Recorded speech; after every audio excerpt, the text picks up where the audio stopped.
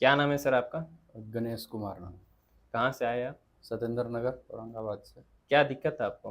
और lower back में pain feel होता था, या फिर कुछ भी एक्सरसाइज या ट्रेनिंग लेते थे तो उसमें अनसेफ फील होता था। कब से था ये? ये 6-7 मंथ से फील हो रहा था। प्रॉब्लम तो पहले से भी हो सकता है। इलाज करवाए थे कभी इसका? नहीं, कभी इलाज नहीं कराए थे, बस नॉर्मल चेकअप करवाए थे तो उसमें ये पता था कि विटामिन डी का लेवल काफ़ी कम है। तो अभी यहाँ आपका ट्रीटमेंट आज चला पहला सेशन, कैसा हाँ, लग रहा है उसके अब बाद? बहुत अच्छा है, रिलैक्स फील हो रहा है।